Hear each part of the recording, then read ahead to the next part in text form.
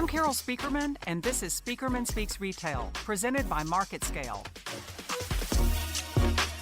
Hey everyone, it's Carol, and welcome to episode 22 of Spieckerman Speaks Retail. I help all kinds of companies land big B2B programs and cut through all the retail noise through my latest retail trajectories. These are themes that I'm constantly creating, connecting, and mapping across all kinds of categories, borders, business models, and touch points. In every episode, we talk about how you can harness these trajectories to grow your business no matter where you play in retail. Today's going to be a trajectory tracker day. We're going to blast through some of the hottest retail stories and talk about how they're connected to my top trajectories. We're going to connect all these seemingly rando things that are happening in retail and roll them up to bigger conclusions and calls to action. By tracking my trajectories and how they're evolving and how they're connected, you basically get a heat map of retail happenings. So let's take on 3 trajectories that are heating up right now and talk about how they're connected and what you can do about it. I've been cautioning against marketplace mayhem for a couple of years, and it's upon us. We talked about it in the very first episode of Spieckerman Speaks Retail, because as predicted, retailers are launching online marketplaces in record numbers. And those that already have marketplaces are more determined than ever to pile on those third-party sellers.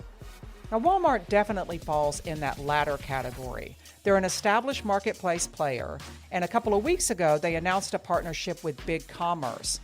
This is a platform that helps all kinds of brands basically clean up their digital acts. They help brands present a compelling e-commerce, social media, and social selling story. Now, all those fresh, clean, bug-free brands are going to have access to Walmart.com's millions of customers through this partnership with BigCommerce. Walmart is going to get a fresh infusion of fully vetted brands that can walk all kinds of new customers into Walmart's physical, digital, product, and service platform. BigCommerce is going to gain new relevance with brands by being a gateway and a fast track to Walmart land. Walmart's eliminating commissions through the end of this month to get the ball rolling fast. And BigCommerce, since they get their commissions when something gets sold, is making a big bet on volume. But no doubt, many of BigCommerce brand partners are going to want to tap into Walmart's fulfillment services also. And that's going to ensure that Walmart's marketplace ecosystem continues to grow and thrive. In the category of marketplace newbies, just last week, Canadian retailer Hudson's Bay became the latest retailer to announce an online marketplace launch. They're going to open their online marketplace to third-party sellers at the end of this month. Marketplaces were such an irresistible model before the pandemic hit, and they've only become more so in the wake of it. Because through these third-party sellers, retailers can basically collect rent on the e-commerce platforms that they've poured so many resources into. It's a powerful way to get a return on that investment. Hudson's Bay CEO put it this way: "This was the most logical way to really expand our digital-first strategy at a supercharged rate." But marketplaces are also a powerful hedge against category killing. Now, that's a model that used to be a major differentiator, but now it's gotten really dicey. Category killers used to shudder when Walmart took a fancy to a new category. And even though that's still the case, Amazon's put that on steroids. Anytime Amazon goes after a category, it has the potential to shut down retailers that specialize in that category. Marketplaces to the rescue. They provide instant diversification. That's why category killers like office supply retailers and even grocers like Kroger are majorly focused on expanding their marketplaces right now. It's a hedge against that category-killing stigma. Now, as shoppers continue to rush to e-commerce in droves, and as stores are shutting down, marketplaces are also a way to capture demand and make up for some of those lost sales that retailers are experiencing in brick and mortar. As I told Forbes just a couple of days ago, and going back to Walmart's deal with BigCommerce, this particular partnership could open the floodgates because brands that sell discretionary categories like apparel, accessories, and jewelry have taken a major hit during the pandemic. Walmart, through the partnership, could act as an accelerator for these brands and categories, particularly since brands are not as reluctant to do business with Walmart online because the demographics tend to be a little more desirable than their traditional store shoppers for some of these better brands. So I think that brands that otherwise might be hesitant to affiliate with Walmart are going to start taking the plunge. As the marketplace mayhem heats up, retailers are going to fall into 2 categories. Those that are taking an open-ended scale-building approach, like Walmart and Amazon, and those that are taking a more selective approach like Best Buy and Target. Hudson's Bay's SVP of Omni Customer Experience was quick to stress that they're going to fall into that latter category, saying, quote, "Although it will very much be a vast assortment, it will feel curated." And he wasn't afraid to draw contrast and throw a bit of shade by saying, "We're not going to approach it in the same way that Amazon or Walmart would, which is absolutely everything goes with little consideration other than having as many products as possible." Well, all right then, I guess we know where Hudson's Bay stands. As marketplace mayhem is unleashed, retailers are going to have to be really careful because with these marketplaces proliferating, eventually everybody's going to be selling the same categories and brands, and no one's going to stand for anything. And then it's just going to be a race to the bottom on price. And if retailers keep crowbarring more brands and categories into their marketplaces, including their own brands, then it's going to be easy for brand marketers, those national brands, to just get lost in the shuffle. And they're going to start making some new decisions in terms of this marketplace participation. Now, we talked about some of this backlash in our last episode about the curtailing of wholesaling, where brands like Nike and Under Armour are cutting back on wholesale relationships, and in the case of Nike, including partnerships with online marketplaces like Amazon. They're doing it because they want to wrestle back control of their brands. But as this marketplace mayhem heats up, more brands are going to get serious about owning their brand destiny, and more brands are going to back out of marketplace relationships. Just as many or even more are going to flee to marketplaces in order to make up for lost volume or just to scale up in the first place. Moving on to our next trajectory tracker. What's another power play that retailers have to offset this brewing sea of sameness, some of it brought on by marketplaces? We first talked about the private brand palooza and the acceleration in private brand development and distribution in episode 4, and it's absolutely on the ramp up. When Mark Tritton took over as CEO of Bed Bath & Beyond at the very end of 2019, after a stint as Target's chief merchandising officer, I predicted that private brands were going to blast off in Bed Bath & Beyond in about a year. After all, Target is a master of private and proprietary brand creation, and Mr. Tritton was majorly involved with all of that at Target. And right now, Bed Bath & Beyond could use some of that differentiated brand mojo. Well, here we are a little over a year later. Fine wine takes time, and Bed Bath & Beyond just pulled the trigger on this private brand portfolio onslaught. Now at least 8 new owned brands are going to launch this year, with 6 coming in the first 6 months of the fiscal year, including Nestwell in the sleep category, Haven and Bath, and Simply Essential, which looks to become sort of an open price point multi-category play. Over 1,000 SKUs are already in the hopper for that brand. Right now, private brands only represent about 10% of Bed Bath & Beyond's total assortment, but if everything goes according to plan with these brand launches, that's going to crank up to about 30%.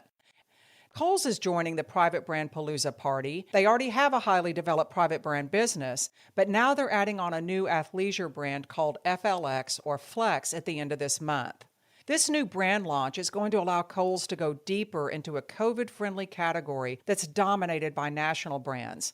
Kohl's already sells some of those brands. But by adding a private brand, Kohl's can potentially wick off sales in this important category while Kohl's customers are shopping online or in Kohl's stores. It's a much purer and more credible play to create a new brand that addresses a hot category than it is to try to shift an existing brand into new territory.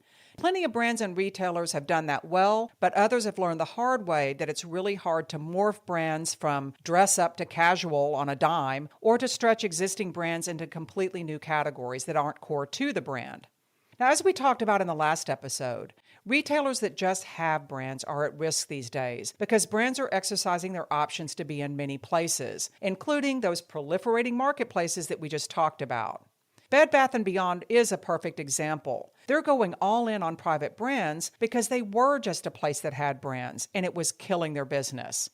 Bed Bath & Beyond has to give shoppers a reason to shop their stores, and private brands are going to become a powerful part of that reason. And if all goes according to plan, it's going to be complemented with store remodels that will showcase those brands in a much better setting. Private brands also plump up margins, of course, and it's not out of the question for brands to monetize their investments in their private brands by making them available outside of their borders. Now, there's precedent for this in retail. It's slowed down a little bit lately, but I think we're going to start to see a resurgence of retailers selling their private brands outside of their borders as they invest in building up their portfolios right now. But here too, if things switch too far over to the private brand side, the market is going to be saturated with private brands. Amazon's already flooding its marketplaces with owned brands, and that's having a dilutive effect on the entire brand landscape. One of the concerns I had about JCPenney over the years, it wasn't just that it operates in that scary middle of retail that's been vulnerable for a while, but that it was crowbarring so many brands into its stores. So you would see JCPenney announcing a big lifestyle brand launch, only to see more and more brands coming behind it. So you get to the point of diminishing returns when brands can't be properly merchandised or when they start to lose impact because they're just crammed in there with so many others. So brand marketers, you need to start thinking about these shifts in retailers' brand profiles and make your distribution choices accordingly. Retailers are going to need to continually evaluate the productivity of their in-store and online portfolios and look at the role that private brands play in both environments. And of course, continue to watch the competition as all of these other retailers and marketplaces create their own brands. So you can see that marketplace mayhem and the private brand palooza are tied together. Marketplaces are driving the proliferation of private brands and also the watering down of national brands all at the same time. That's definitely part of the mayhem. So I'll wrap up with one of my most long-standing trajectories that just continues to thrive and mutate. I call it the rise of the RTR, retailer-to-retailer partnerships in all of their different forms. And also, increasingly, the rise of the ETR, where these digitally native e-commerce brands are hooking up with brick-and-mortar retailers in order to build scale and awareness. When you think about it, these ETRs and RTRs are just another version of this brand proliferation movement that we've been talking about. But this time, the retailers are the brands, and they're attaching to other retailers' platforms in order to drive awareness and, of course, sales.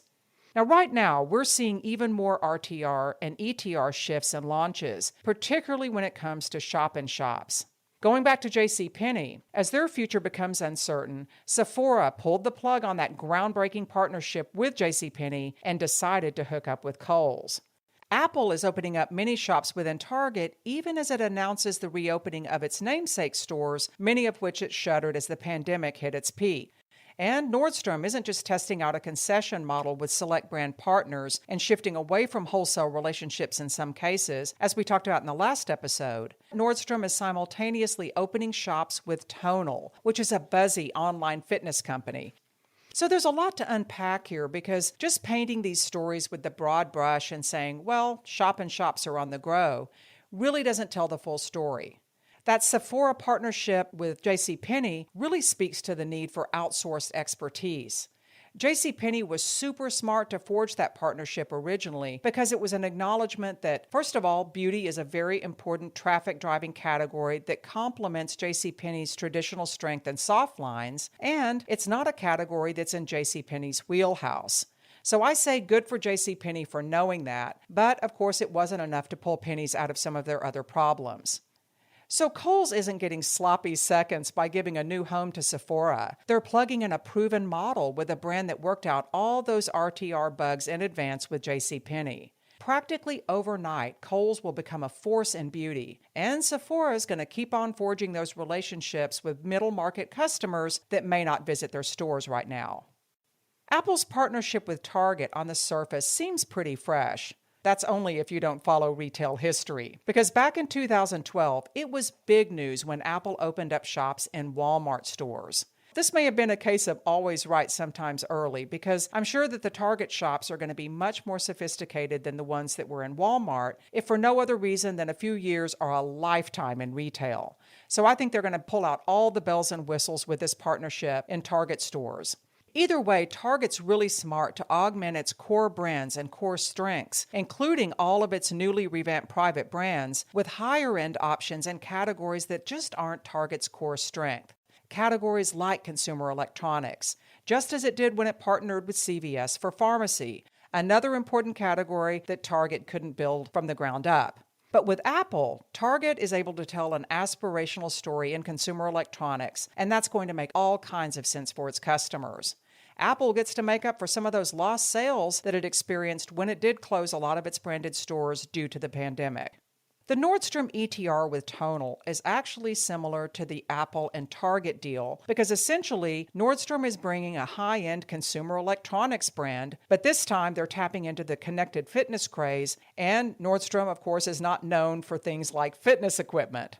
Tonal is going to benefit from getting more eyeballs on their products, driving awareness for the brand, and Nordstrom's going to get an interactive category expansion opportunity that's also going to bring a little experiential life to its already really nice to shop stores. And I think they're going to benefit from that update. RTRs and ETRs are definitely going to keep on coming, and particularly ETRs. As more retailers pare down their store fleets, it's going to leave room for digitally native brands to hang a shingle. And in a lot of cases, it's going to be much easier to just hang that shingle in somebody else's stores rather than build them from the ground up. So there's a lot of room for these types of partnerships, and smart retailers are going to make a big bet or two, like the Sephora and Apple deals. Then they're going to flex in and out of temporary relationships that spice things up, like Nordstrom's hookup with Tonal. I just don't see the same danger with RTRs and ETRs that I do with Marketplace Mayhem and the private brand Palooza.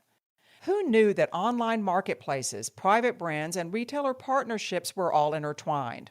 Well, now you do. All three are driving the brand proliferation and brand ubiquity movement that's motoring on in retail right now. If you want to learn more about my latest retail trajectories, my presentations, platform positioning workshops, and trainings, or if you're building out content for upcoming thought leadership events, you can ping me directly at carol@speakermanretail.com. You can also check my schedule on my site under Speaking at speakermanretail.com. Thank you for listening in today. I'll see you next time, and happy selling.